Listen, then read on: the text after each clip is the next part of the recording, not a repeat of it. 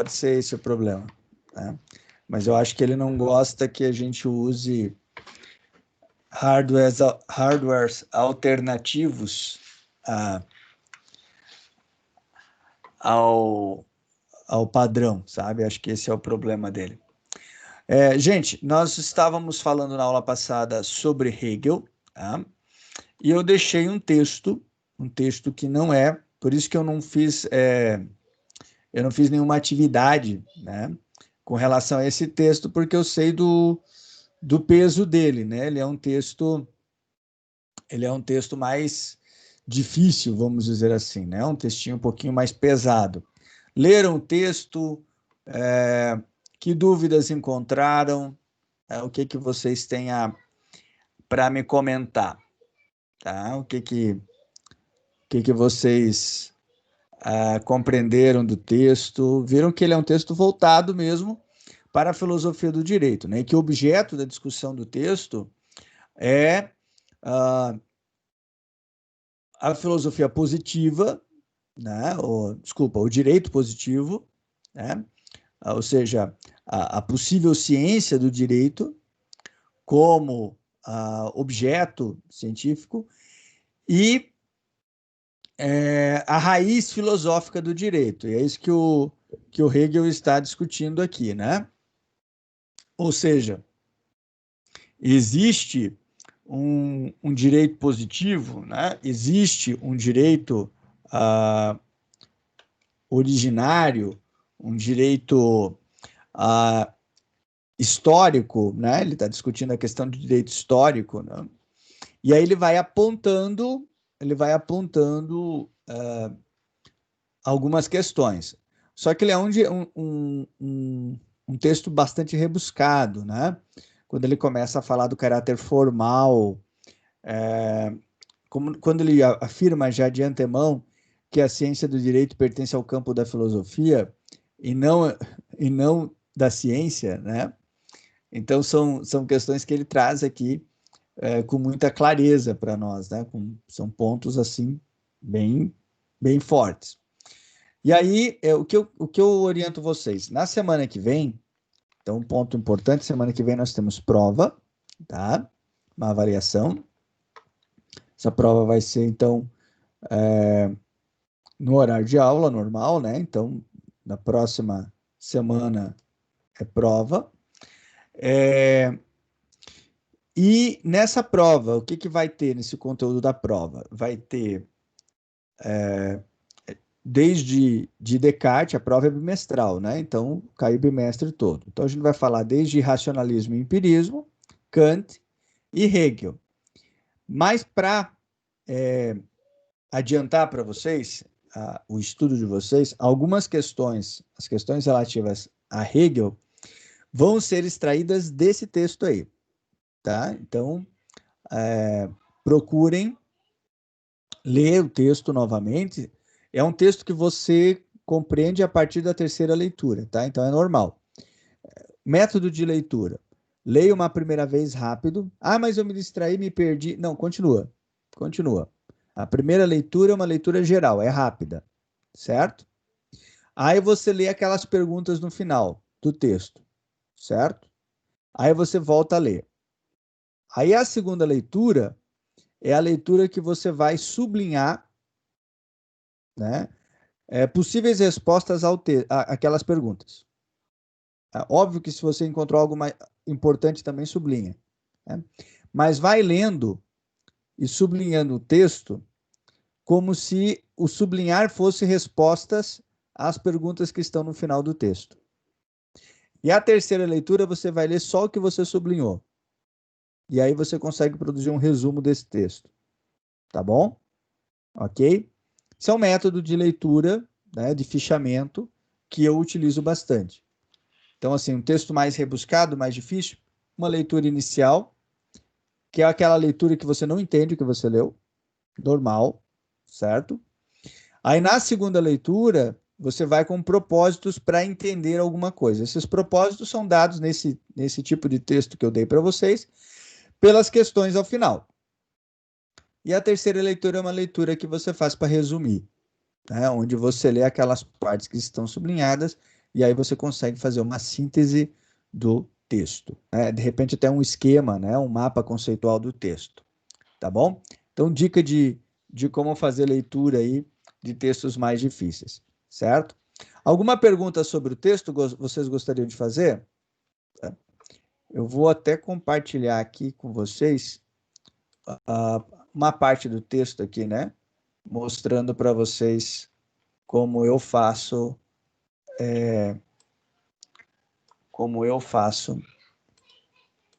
uma leitura como essa. Deixa eu mostrar aqui para vocês. É importante porque vocês estão no primeiro ano da faculdade, e se eu tivesse seguido o conselho que eu tive, né, sobre isso, lá no início da faculdade, eu teria tanto fichamento de texto, né, de coisas que eu poderia recuperar agora. E aí depois, quando você vai recuperar esses textos, você, meu Deus, mas o que que era mesmo? Eu lembro que eu li, mas eu não lembro o que era, porque você não tem esse fichamento, né? Num primeiro momento eu fazia os fichamentos de papel, depois eu passei a fazer fichamento no Word mesmo, né? Criei um modelinho de fichamento em que eu extraio algumas citações e ali eu faço alguns comentários meus e ficho o texto, tá bom? Então esse aqui é o texto que eu dei para vocês lerem, né? Certo?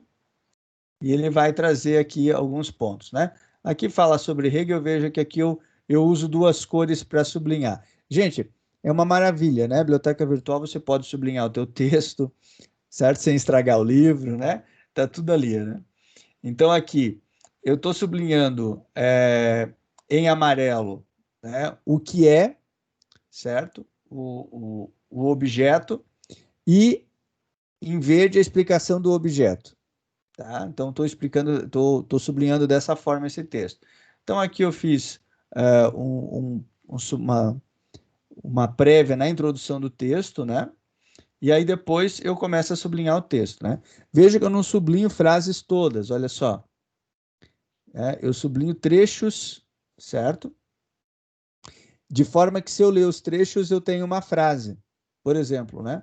O conceito do direito ocorre fora da ciência do direito. Percebem? Eu retirei tudo aquilo que estava, toda aquela gordura da frase. Deixei só a frase seca. Essa é a frase que eu vou passar para o meu resumo, né? Para o meu fichamento. Tá certo? Método formal, primeiramente, busca-se a definição, certo? A ciência positiva do direito não busca tanto essa definição, ela serve principalmente para indicar.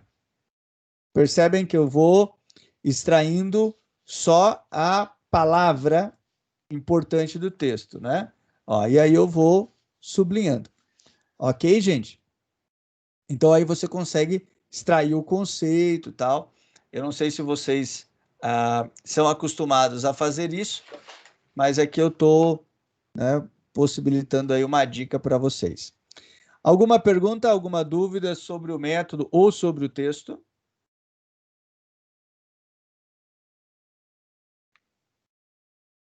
Tudo ok? Certo?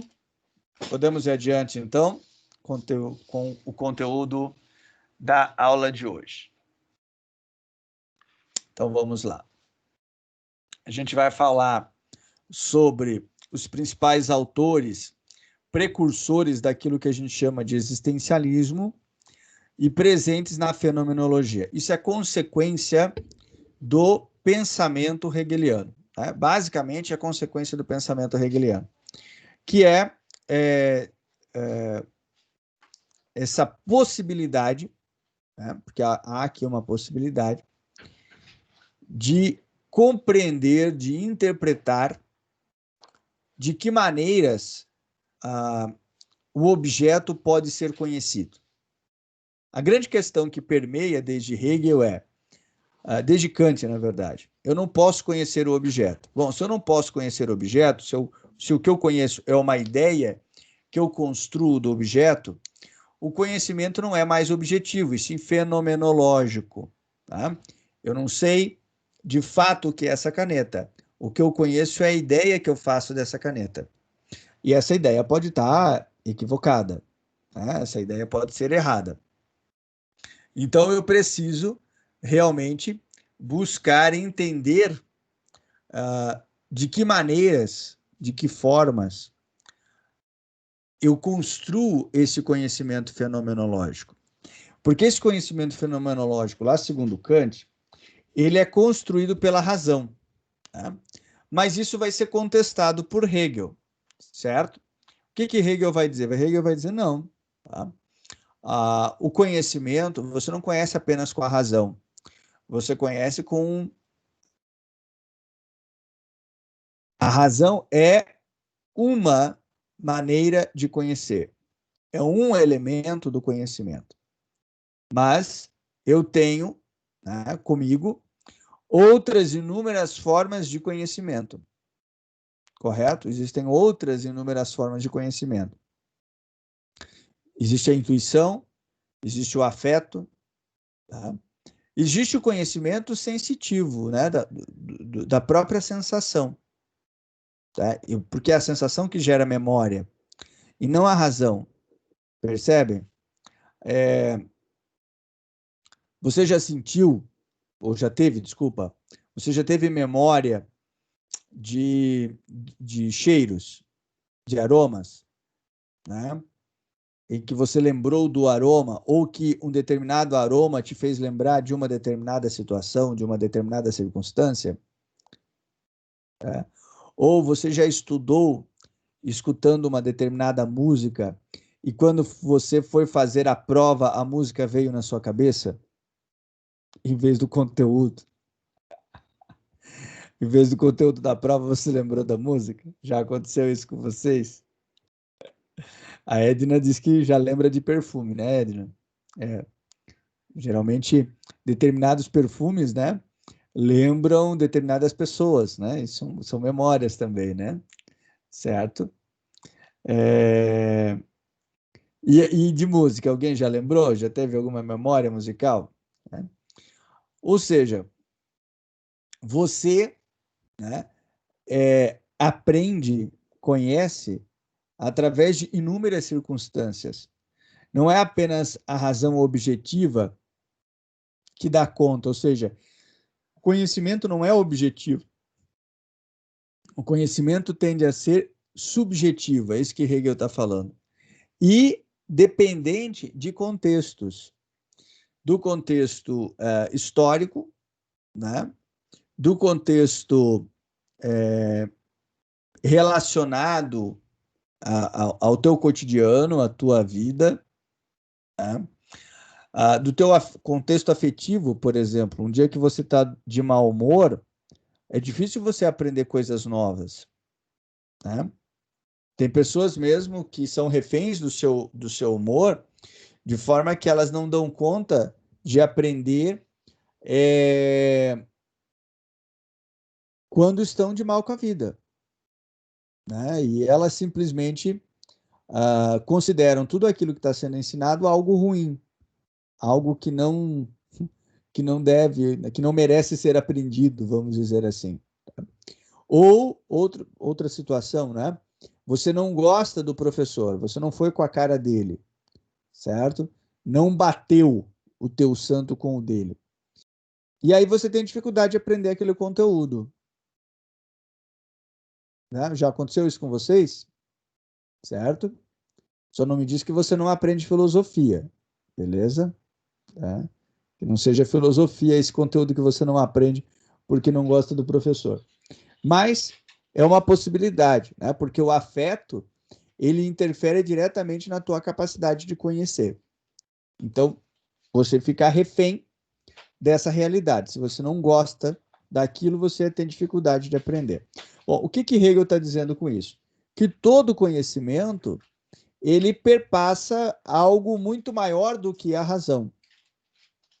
Ele está relacionado a uma quantidade enorme de questões que precisam ser levantadas, pontuadas, para que se possa pensar ou discutir sobre conhecimento. Né? Então, um objeto, ele não é apenas um objeto da razão, ele está em relação com o sujeito nesse fenômeno maior que é a consciência.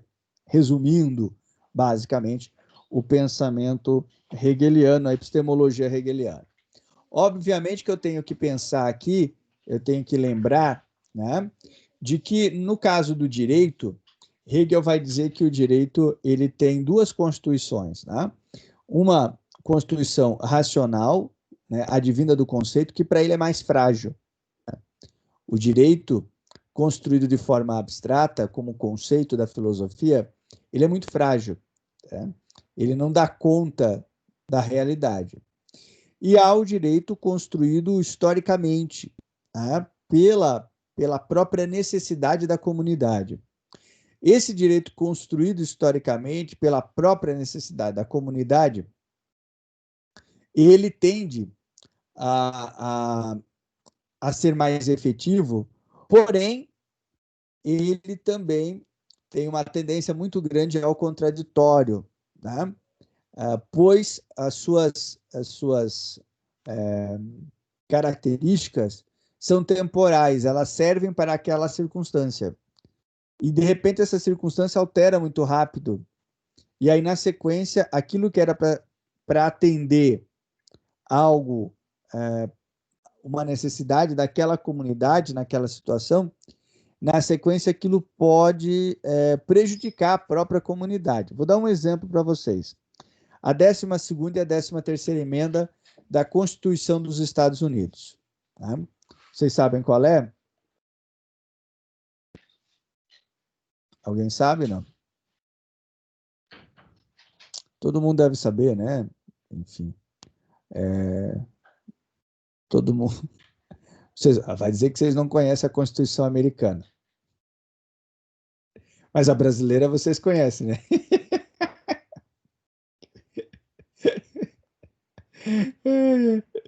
Não, Lana, acredita. Não é tão comum assim, não. Estou zoando de vocês.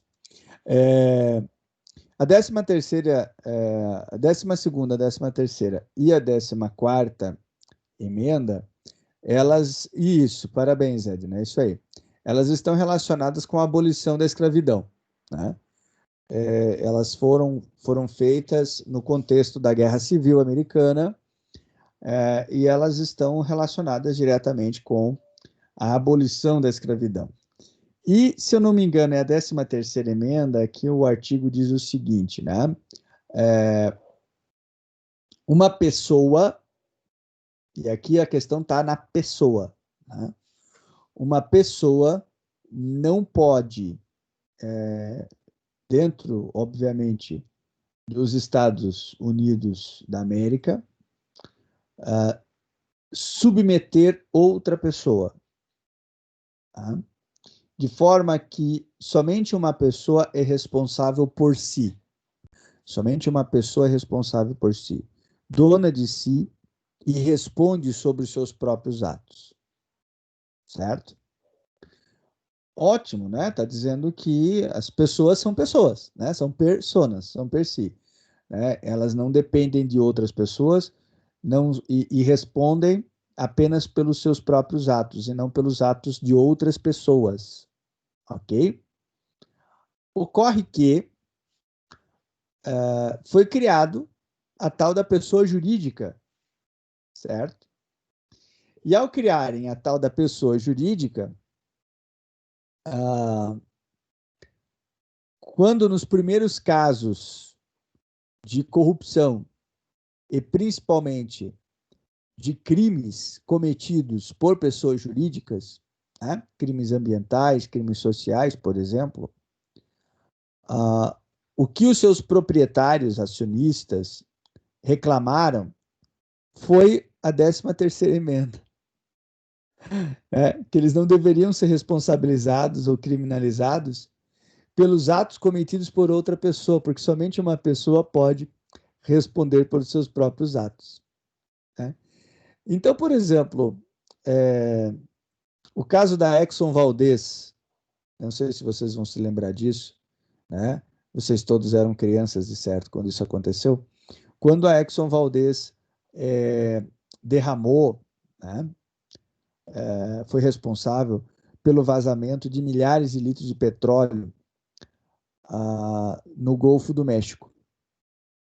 matou, né? Foi um crime ambiental terrível no Golfo do México. E quando foram, né, executar as penalidades, a empresa foi multada, ninguém foi preso, né? E a grande pergunta das pessoas é: como é que ninguém vai preso com um crime ambiental desse? Quem é que é o responsável disso? A resposta da Suprema Corte dos Estados Unidos, porque essa foi uma interpretação, se eu não me engano, na década de 20 da Suprema Corte, é de que se aplica a 13ª emenda, certo? Você não pode ser preso pelo crime de outra pessoa. E essa outra pessoa é uma pessoa jurídica. E você não tem como botar na cadeia uma pessoa jurídica. Logo, ninguém vai preso em crimes ambientais como este, né? A não ser que você consiga atribuir, que a pessoa jurídica consiga atribuir a uma pessoa física a responsabilidade pelo que aconteceu. O que eles não fazem, obviamente, porque é muito mais conveniente atribuir a uma pessoa jurídica, já que ela não pode ir para a cadeia, né? Então, assim, claramente você vê que uma lei foi criada para um contexto, tá? E ela acaba sendo usada para um outro contexto, né? Não lá. Aqui sim, né? Aqui sim, porque isso não vale para o Brasil, tá? Mas não nos Estados Unidos, Edna. Lá não, certo? Lá a corporation, né, que é uma personalidade jurídica, lá ela é uma pessoa com direitos, né, e deveres, como qualquer outra pessoa física, por exemplo, certo? Essa é a interpretação da Suprema Corte, que ainda é válida, né? Parece absurdo para nós, porque para nós não, né? Para nós, a pessoa jurídica tem, ela tem, obviamente, direitos e obrigações, mas essas obrigações estão vinculadas à pessoa física detentora do capital dela, tá? Agora, a interpretação que os americanos fazem é um pouco diferente, de forma que, né, eles interpretam, né, que uma personalidade jurídica é uma personalidade, é uma pessoa, né, independente dos detentores do capital dela, tá? Então acaba sendo essa é uma outra, aliás, e aí vem a questão do direito consuetudinário, né, que é algo típico nos Estados Unidos, né? Como isso foi feito uma interpretação para derrubar essa interpretação lá da década de 20, é só uma outra lei, né? Só uma outra lei que possa, então, penalizar ou responsabilizar as pessoas físicas, né? Ou seja, uma lei que contrariasse a própria interpretação da Suprema Corte, o que é muito complicado dentro da do modelo americano, né, de legislação, ok? Só para dar um exemplo, né, dessa questão que eu estou comentando com vocês aqui do direito hegeliano. Certo, gente? Vamos adiante, então. É importante lembrar, né, esses conceitos aí do que seria a ciência do direito, o conceito da ciência do direito, né, que são esses elementos que Hegel, então, aponta nesse texto que eu dei para vocês. A gente vai avançar um pouco. Tem inúmeros filósofos aqui nesse período considerado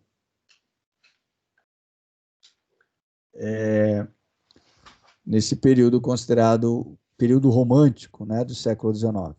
O próprio Hegel foi considerado romântico por algum tempo, né, e obviamente que ele não gostou desse termo e por isso ele vai tentar lutar contra essa própria noção, né? Ele não aceita esse conceito. Mas inúmeros outros autores vão estar ligados, né? Embora muitos não aceitassem o termo romântico, né? Porque o romantismo ele foi algo muito forte nas artes, na música e na literatura. Na filosofia não faz muito sentido ser romântico, né? Por que não faz sentido ser romântico? É, porque os filósofos não são cavalheiros, né? Não tem nada a ver com isso, né?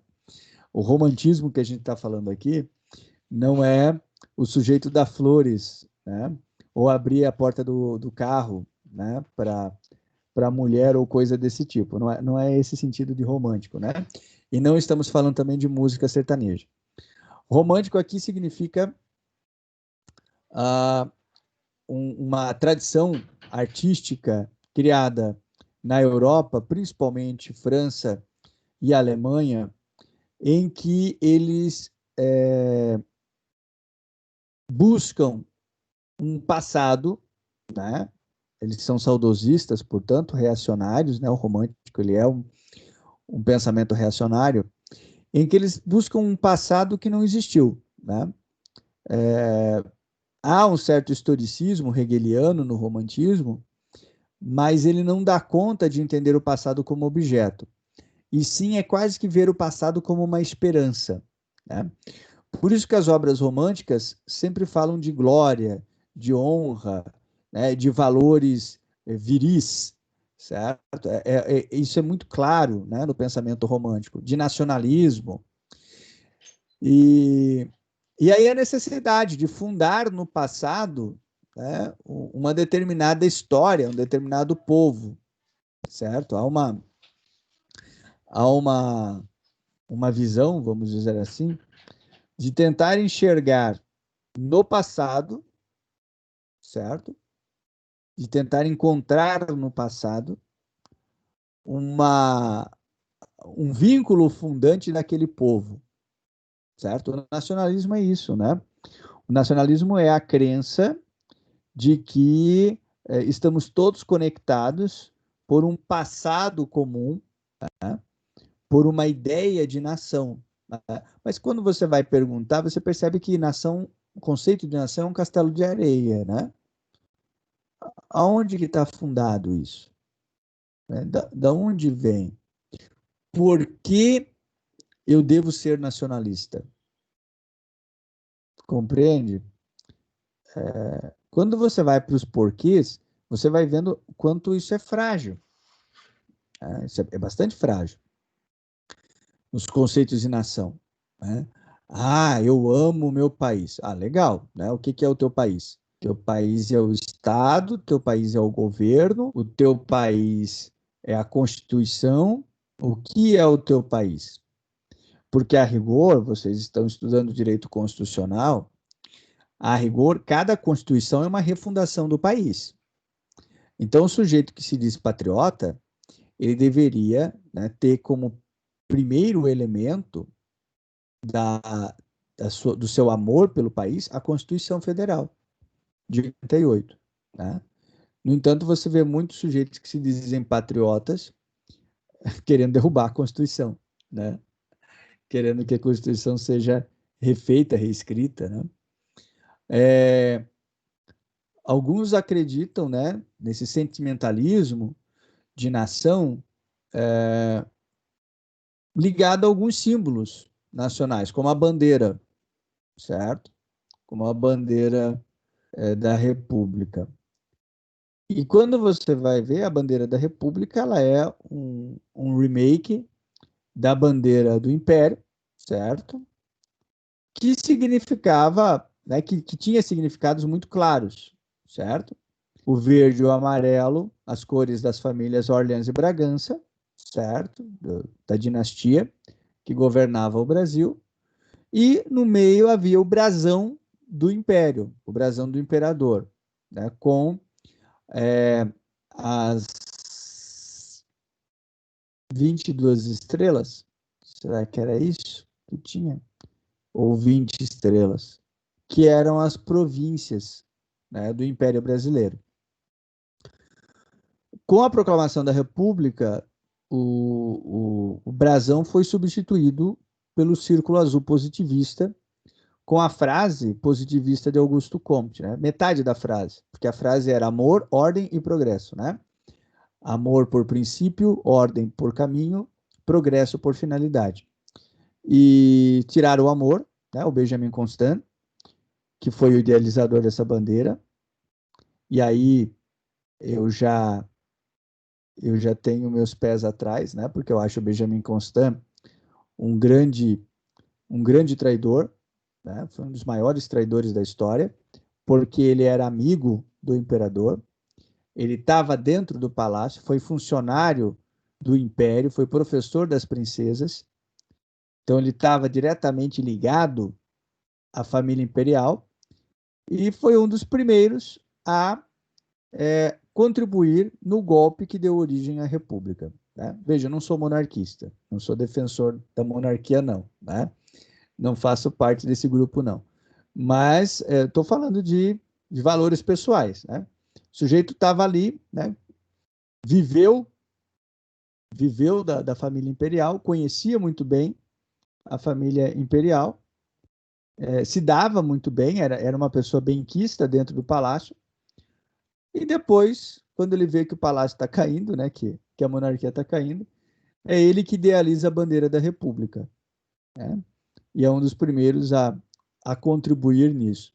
Então, por aí você vê, né, que o histórico da nossa bandeira é estranho. Né?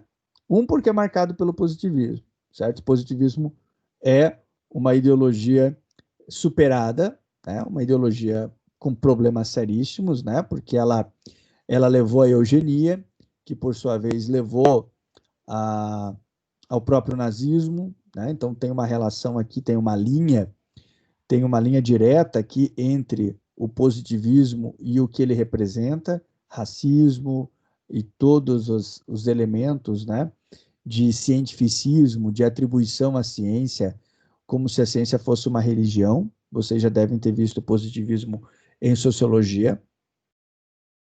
E, por outro lado, você tem também uma, um mascaramento das próprias cores, né?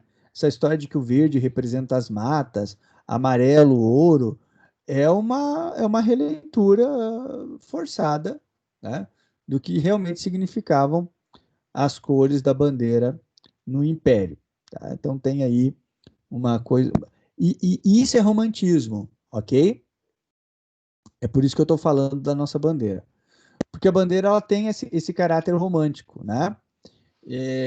De se inventar uma história ao redor do símbolo, né? E de se dar um significado ao símbolo que nem sempre ele tem, nem sempre é o significado do símbolo, tá? Que é o caso da bandeira da República, é o caso do brasão de armas, né? Eles representam um determinado contexto e eles remontam um passado que, né? É só você pegar, por exemplo, alguns quadros, né, do Pedro Américo, o quadro das crianças costurando a bandeira, né? Já viram esse quadro? O próprio quadro da Proclamação da Independência.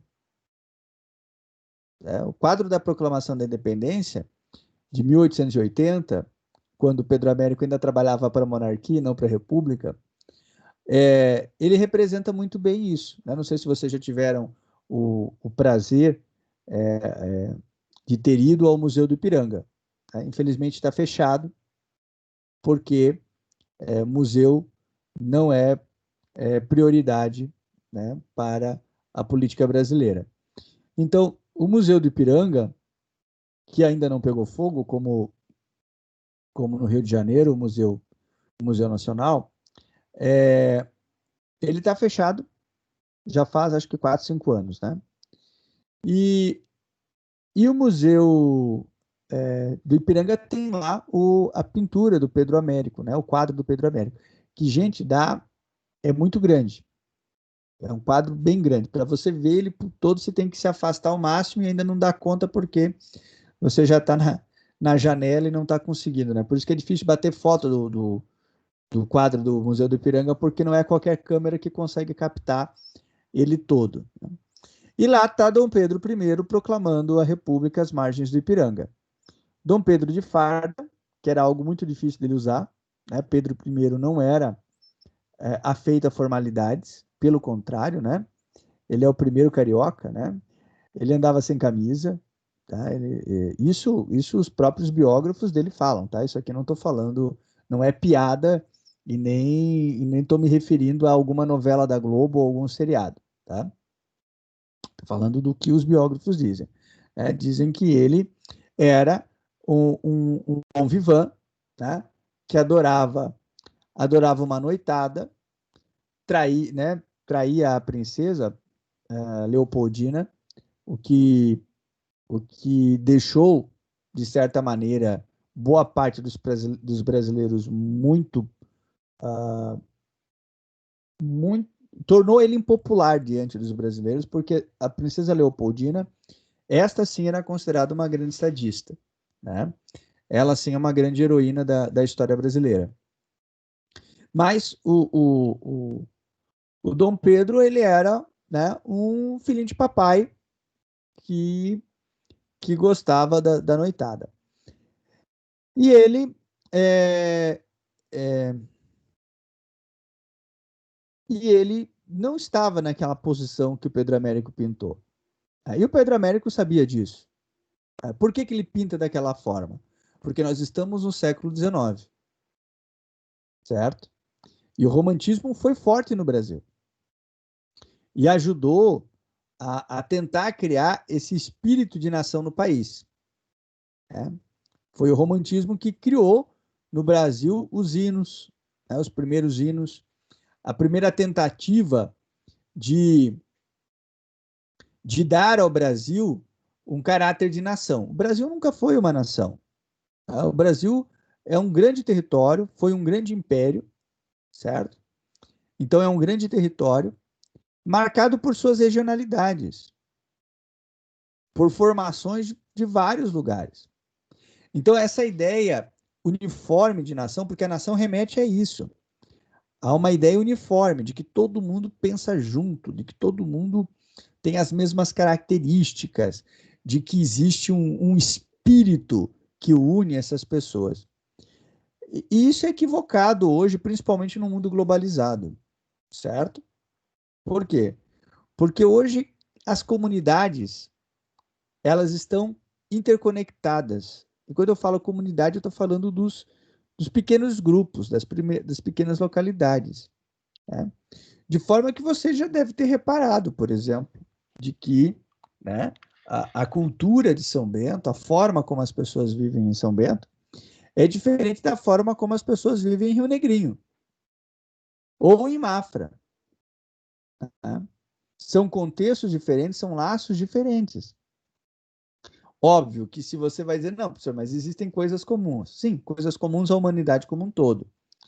Mas se for para falar de nação, né, nação como um todo, falta ao nosso país, ao Brasil, as características nacionais que o conceito exige.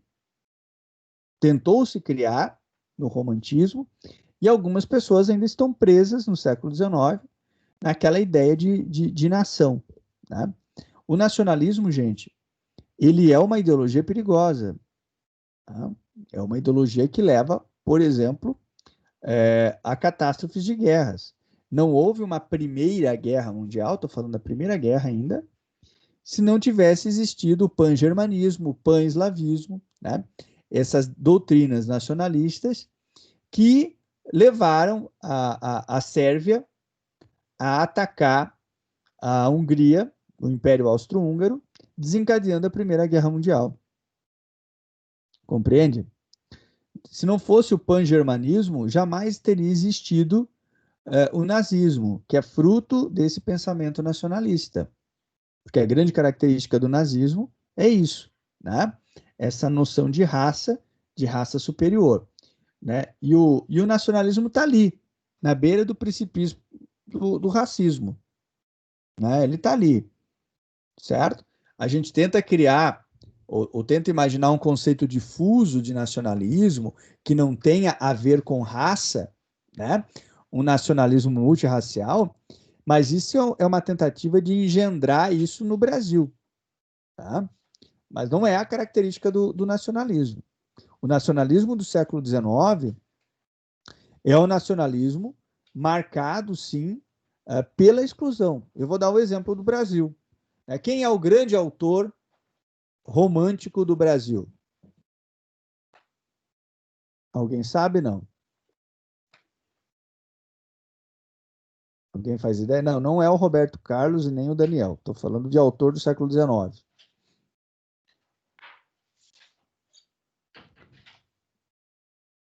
Quem lembra?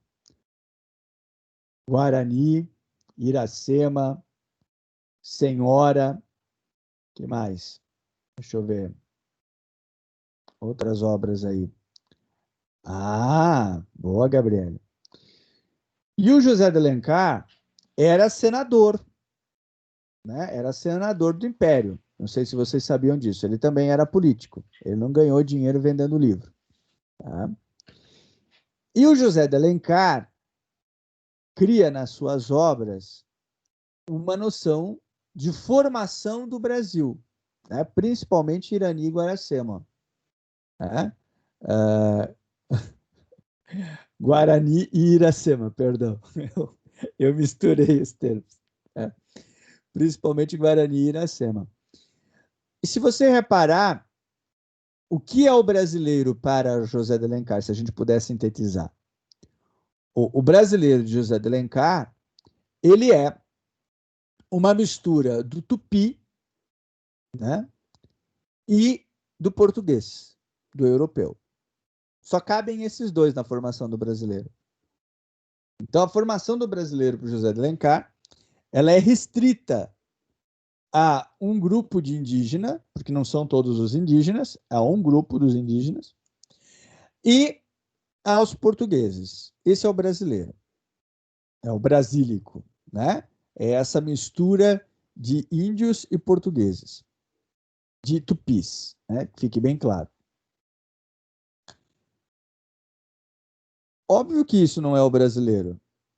E quem é que propositalmente o José de Alencar deixa de fora dessa visão romântica do surgimento do Brasil? Quem ficou de fora? Quem chuta aí? Quem não participa das obras? Quem praticamente é ignorado na sua existência por José de Alencar, na formação do Brasil? Alguém sabe? Não. Não estou falando uh,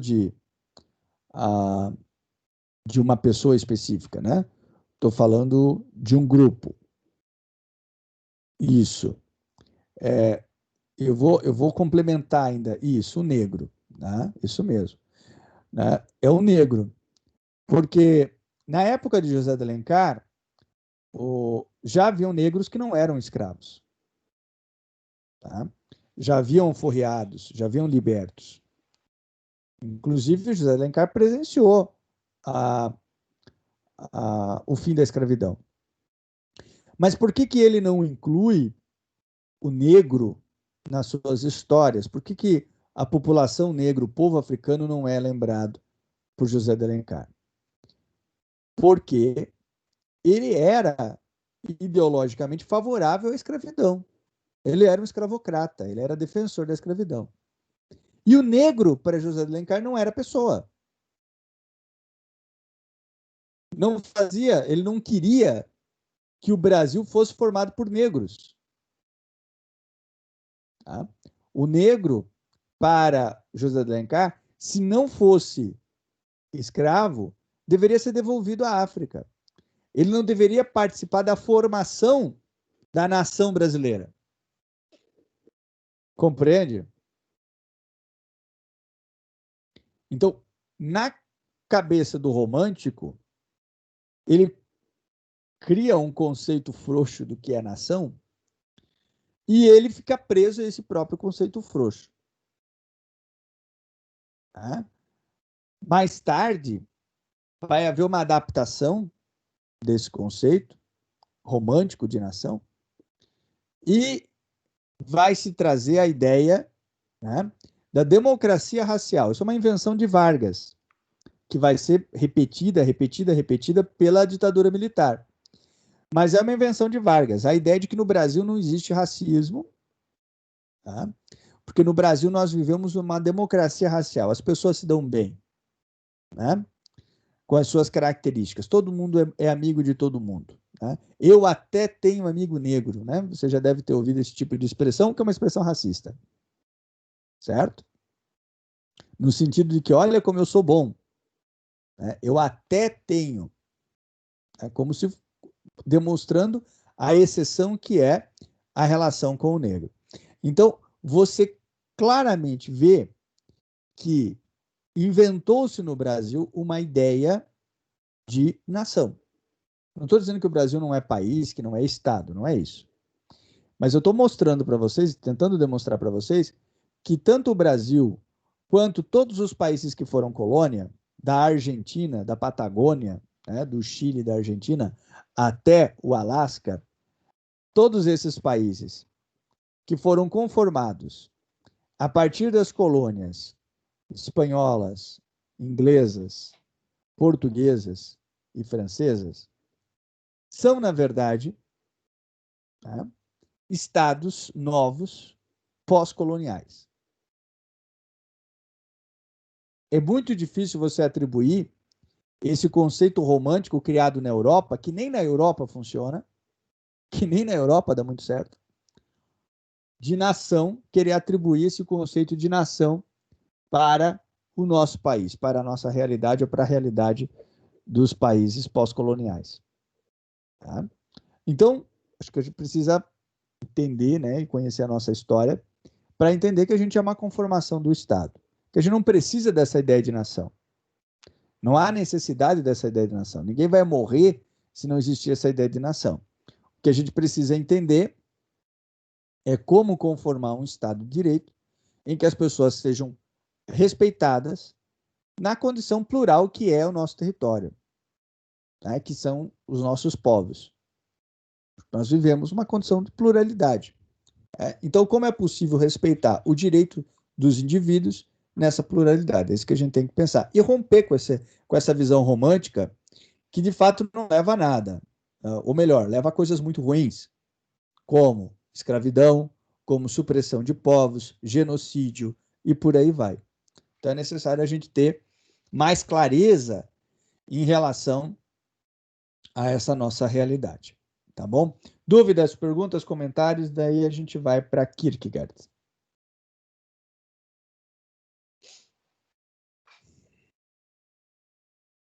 Alguma inconformidade?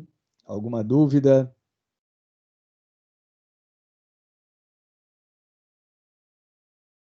Tudo certo? Perfeito. Então, podemos ir adiante?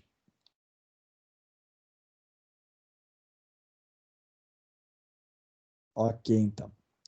Vamos conhecer um pouquinho do pensamento, né, de Søren Übe Kierkegaard. A gente chama, então, só de Kierkegaard.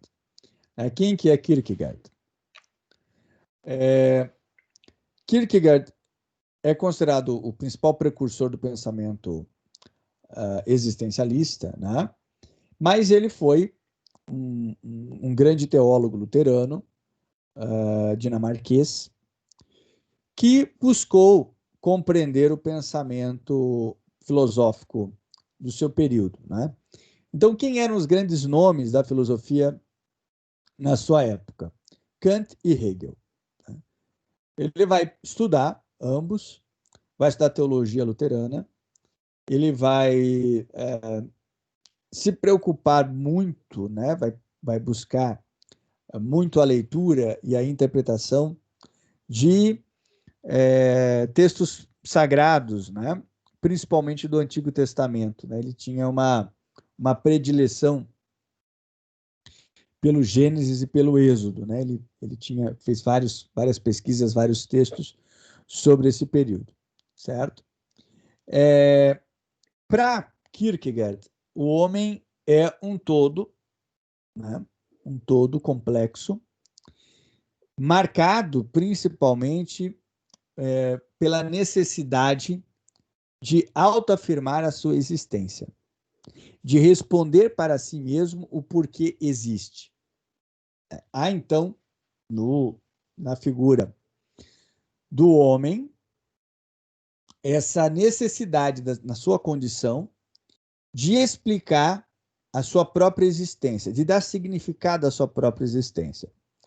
E na busca de dar significado à sua própria existência, o ser humano, ele constrói a sua própria personalidade. Vamos ver se eu consigo explicar de forma mais direta. Nós estamos procurando a resposta para a pergunta: por que eu existo? É na busca dessa resposta que nós construímos o nosso eu. Compreendem?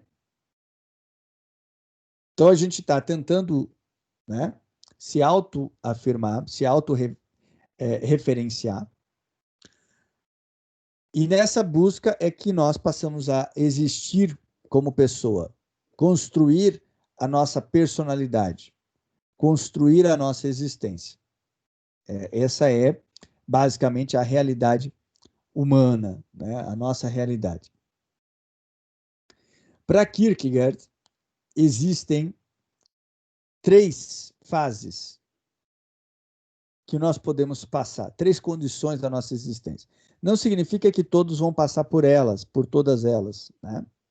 Isso não é uma forma determinada, certo? Mas você precisa superar um estado para atingir outro, certo? Você precisa... o teu processo de amadurecimento pessoal vai fazendo com que você supere, né, parte dos teus problemas, das tuas questões existenciais individuais, para que você possa, então, crescer, amadurecer, né, espiritualmente, como pessoa, como indivíduo. Então, a primeira fase, o primeiro estágio que uma pessoa passa é o estágio estético. O que é o estágio estético? O estético aqui vem de aesthesis, do grego, que significa sensação, né? Sentir, experimentar, empiria. Todos nós passamos em algum estágio da nossa vida em que a gente quer experimentar as coisas. Nem sempre a gente tem coragem de experimentar tudo, certo? Mas a gente quer conhecer o mundo, quer experimentar. Começa na nossa infância, né? Pode ver que criança coloca tudo na boca, porque é uma forma dela experimentar, né? Nós, na adolescência, na juventude, gostamos de fazer aventuras, né? Vamos subir uma montanha, vamos andar de bicicleta numa, numa, numa aventura, numa descida, vamos subir na árvore, né? E aí vai, certo? A gente vai procurando conhecer coisas novas, experimentar coisas novas, né? Beijar muitas bocas, certo? E aí por diante, né? É a fase estética, né? Em que você experimenta comidas novas, em que você faz todo esse apanhado, vamos dizer assim, de experiências na tua vida. Quando você supera, quando você compreende que isso não dá sentido à tua vida, que isso não responde essa pergunta crucial, fundamental: por que eu existo, qual o sentido da minha existência, né? Aí você vai para um estágio de maturidade um pouco maior, que é o estágio ético, né? O que é o estágio ético? É o estágio em que eu assumo responsabilidades para mim, tá? Puxo para mim essas responsabilidades e passo a viver em função dessas responsabilidades. Exemplo, profissão, tá? Então eu escolho uma profissão, eu começo a trabalhar e começo a assumir responsabilidades que antes eu não assumiria, né? Naquele momento, inclusive, que os pais chegam para você e dizem: nossa, filho, estou orgulhoso de você, achei que você não ia ser tão responsável, tá? Nossa, né? Nem parece aquele menino imaturo, né? Nem parece aquela menina, né, que não queria saber de nada. Então você se torna dono de si, responsável. É um momento também que você passa a constituir família, por exemplo, né? Passa a ter filhos. E aí você se sente ainda mais responsabilizado, né? Porque você vai ter uma criança ou mais, né? Ou 5, como eu, dependentes de você, certo? E que necessitam do teu apoio, da tua maturidade, da tua responsabilidade. Então, é o estágio do dever, né? É o tu deves kantiano, certo? Professor, todo mundo chega nesse estágio? Não. Tem gente que fica no estágio estético, certo? Tem gente que está com 60 anos e no estágio estético. Não é uma questão de faixa de idade, é uma questão de amadurecimento. E tem gente que consegue superar o estágio estético? Não, a maioria não. A maioria morre no estágio estético. Veja, o estágio estético não é que ele é bom ou ruim, tá? E nem o outro estágio, o estágio estético, né? Então, o ético e o estético são estágios em que todos nós ou estamos, né, ou passaremos. O ético, talvez alguns não cheguem. O estético, todos nós já estivemos ou estamos. A grande questão é a superação do estágio ético. Qual é a superação? É o momento em que você se reconecta consigo mesmo. Tá?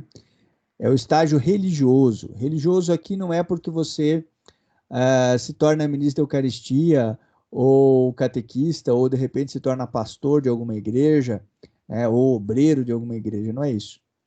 O estágio religioso é o religar. Né? É o momento que eu dou conta de me reconectar, religar comigo mesmo. Eu volto a mim mesmo. Esse é o estágio, religioso. Né? É essa capacidade que a gente atribui muitas vezes à religião, mas não necessariamente ele está em uma igreja, tá? Mas essa capacidade de eu passar a ver o mundo como dádiva.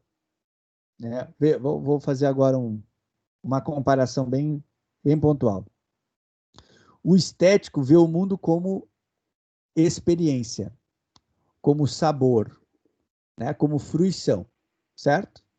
O estético quer consumir o mundo, certo? O estético tá doido, né? Tá doido para experimentar esse mundo. O ético vê o mundo como dever, vê o mundo como moral, vê o mundo como superego, né? Para usar uma linguagem aí do Freud. Ele vê o mundo como regras, como leis. Tá? O ético, quem está no estágio ético, é aquele que sente o peso da lei e quer que todo mundo sinta também. Né? Ele tem prazer em dizer: olha, você não está seguindo a norma, você não está seguindo a regra. Né? É aquele que leva a lei ao extremo, é o estágio ético. E o estágio religioso é aquele que se conecta no mundo, é aquele que se sente parte do mundo, que vê o mundo como contemplação. Tá? Professor, eu posso ter 20 anos e estar no estágio religioso? Pode. Né? E eu posso morrer sem ter chegado nele? Pode também. Tá? Isso é possível. A grande questão é que o estágio religioso é aquele que compreende que o sentido da vida está em viver em relação com o mundo. Né? Ele se reconecta com o mundo, ele percebe que ele não é o mundo, que o mundo não é ele, mas que ele é parte de um todo. Então ele se conecta com essa realidade, com esse mundo. Ok? As principais obras de Kierkegaard: Diário de um Sedutor, Temor e Tremor, As Obras do Amor e O Desespero Humano. Né? São textos, não são textos longos, mas são textos muito profundos, né? E são textos muito marcados, vocês vão perceber, muito marcados pelo afeto e pela necessidade de significar a vida, pela necessidade de atribuir a si mesmo, né, valores morais maiores, né? A vida como um valor moral, ok? Perguntas, dúvidas, comentários sobre Kierkegaard?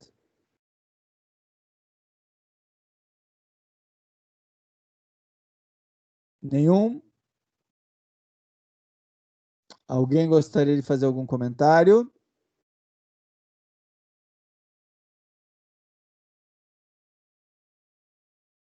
Não? Podemos adiante, então. Arthur Schopenhauer, tá?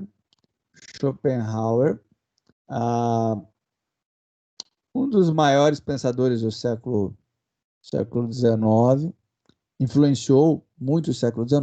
Tá? Ele é um, um alemão, de certa forma, desiludido com o mundo. Tá?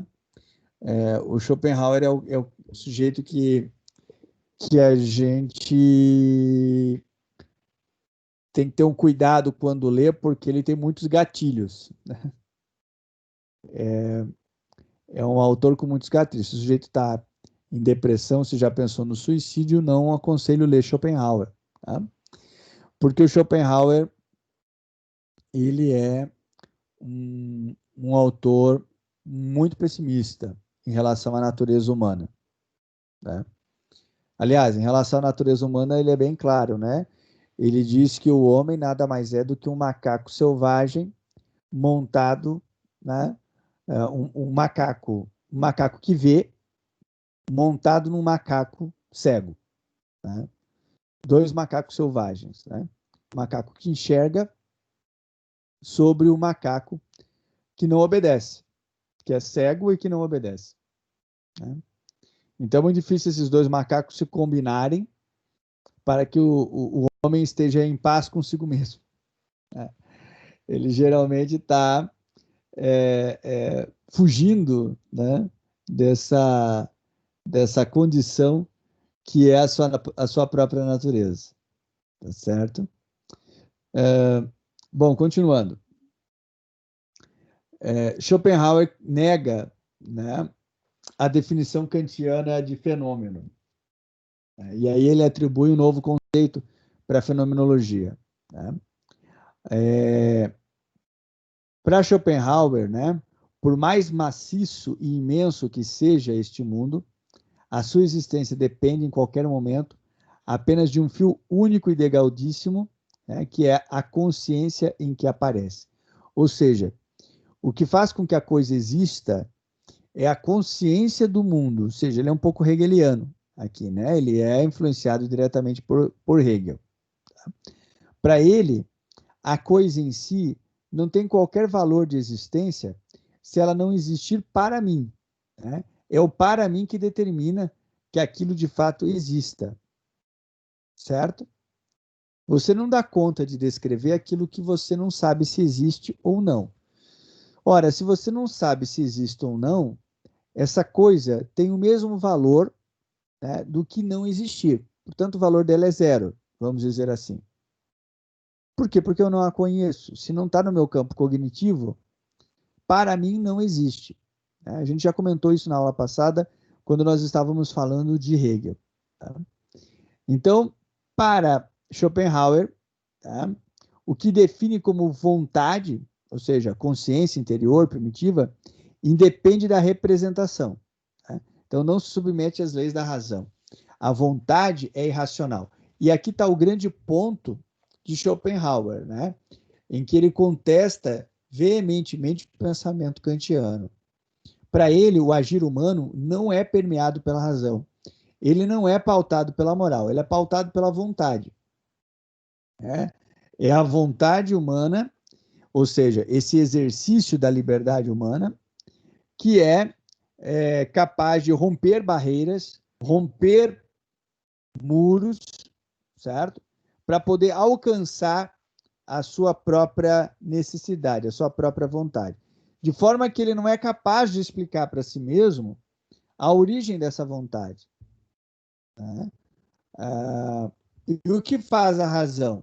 A razão, ela procura bloquear essa vontade. Ou ela procura justificar racionalmente a vontade. Certo? Mas, no fundo, é a vontade que vai. A razão, às vezes, vai atrás para justificar. Nossa, por que você fez isso? Você não vai dizer, é porque me deu vontade, né? Você vai responder, né? Porque havia uma situação que eu precisava resolver e aí me levou a fazer isso. Ou seja, vai justificar. Ou vai dizer, não, a culpa é dele, eu fiz porque ele mandou, ou eu fiz porque, né, ele me coagiu, sei lá, alguma coisa nesse sentido. Então, a vontade é algo interior nosso, é próprio do ser humano, está diretamente ligado ao exercício da nossa liberdade, e você não sabe descrever de fato de onde ela vem, né? Por exemplo, nós não conseguimos descrever porque a gente sente atração pessoal, atração sexual por alguma pessoa. Professor, é porque dá vontade, né, de ter relações sexuais com aquela pessoa. Ok, mas por quê? De onde vem essa vontade? De que lugar, né, vem essa vontade? Sei que você pode pensar em inúmeras coisas, né? É, há uma questão estética, né, que te movimenta. Assim, ela é bonita, tá, dá uns pega nela. Mas, é, por trás dessa estética, tem algo que eu não consigo explicar, que é por que eu tenho atração por esse padrão de beleza? Por que eu sigo esse padrão? Por que eu tenho vontades em relação a pessoas que têm aquele padrão estético? Da onde vem isso? Então, a vontade é essa força primitiva, que eu não sei de onde explicar. Tá? E para Schopenhauer, aquilo que me faz viver. Porque é aquilo que gera potência para que eu busque continuar vivo. Compreende? Esse desejo, né, de controlar o outro, ou mesmo de possuir o outro, ele está ligado diretamente a essa coisa interior que você não sabe explicar bem de onde ela vem, né? Que é o que a gente chama então de vontade. Ok? Então, o Schopenhauer ele é bem diferente, né, do pensamento kantiano. Pelo contrário, ele ainda por cima ele contraria o pensamento kantiano, né? Ele vai contra esse tipo de pensamento. Ok? Para Schopenhauer, por exemplo, não existe felicidade. Tá? E a felicidade para Schopenhauer seria a morte da vontade. As pessoas não ficariam felizes se tudo que elas quisessem, elas tivessem.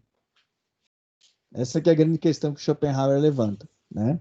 Inclusive, ele tem um texto, né, em que ele diz assim, imagina um mundo onde, né, os frangos já viessem assados à sua mesa, você fosse satisfazer, você estivesse satisfeito pela mulher que você tem, né? Você não precisasse conquistar ela já, né, estivesse à sua disposição, onde você tivesse banquetes diários, onde você não precisasse desejar, né? Como é que seria um mundo onde você não precisasse desejar? Essa que é a grande questão. E ele diz que as pessoas, né, buscariam ou a morte pelas suas próprias mãos, ou procurariam gerar guerras para que fossem mortas, né? Porque o homem não é uma pessoa que aceita a satisfação, né? Ele não é bom, ele não é bem se ele estiver satisfeito. Ele precisa estar sempre buscando algo, né? Essa insatisfação ela é necessária para que o homem dê sentido à sua própria existência. Olha só que interessante, né? Então, a nossa existência depende da nossa condição de satisfação e de insatisfação. Se eu estiver muito satisfeito, a tendência é que, né, eu desista de viver, ok? Isso pode ser aplicado socialmente, né? Nós podemos dizer que, socialmente, uma sociedade onde as pessoas são felizes é uma sociedade impossível, né? Possivelmente essa sociedade vai se autodestruir. Inclusive, tem até uma teoria sobre isso, né? Mas o Schopenhauer está reforçando essa ideia de que, olha, a gente não é um animal que se satisfaz com facilidade, tá bom? Para antecipar aí alguns conceitos da psicanálise, né? Ele vai colocar dessa forma. Para Schopenhauer, a única forma de você suportar a realidade, tá? Suportar a vida, a única forma de você suportar a vida é a arte, em especial a música, né? Ou seja, essa possibilidade de você sublimar, tá? De você superar o teu sofrimento, né? Você supera o seu sofrimento através da música, através da arte, né? Seria essa a forma que ele encontra para superar o sofrimento da existência, né? E a existência é só sofrimento. Então, para superar, eu preciso ouvir música, eu preciso fruir esteticamente, né? A estética me salva. A estética me salva da dor, tá? Então, aqui tem algumas obras dele, né? Não vou ler todas, porque são muitas, né? Ele escreve bastante, certo? Mas a principal é essa última ali, O Mundo como Vontade e Representação, né? Isso aqui é o epitáfio dele, tá lá no túmulo dele, né? Eis-me aqui fatigado ao final da jornada, a fronte macerada mal sustenta os louros. Mas, ainda assim, vejo com prazer tudo o que fiz, eternamente alheio a tudo o que se diz, né? A tudo que se diz de mim, no caso. Ok? Friedrich Nietzsche é o conteúdo do quarto bimestre, e com isso a gente encerra os conteúdos do terceiro bimestre. Ok? Dúvidas, perguntas, comentários? Algo a declarar?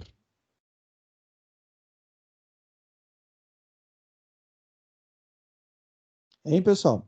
Tranquilo? Tranquilo? É isso, então? Show de bola. Com isso, a gente, então, fecha a nossa aula de hoje. Beleza? Uma boa semana para todos vocês. Até semana que vem, então não esqueçam, né? Semana que vem, prova. Certo? Legal, Milena. Obrigado. Uma boa semana para todos vocês. Tá bom? Eu vou estar aqui pelo Teams. A prova vai estar disponível no ambiente virtual do Enturma. Eu estarei aqui pelo Teams para qualquer dúvida, qualquer questão, tá? Só chamar a gente. Certo, meus queridos? Até semana que vem, então, nesse mesmo horário, nesse mesmo canal. Tá bom? Um abraço. Tchau, tchau. Até mais.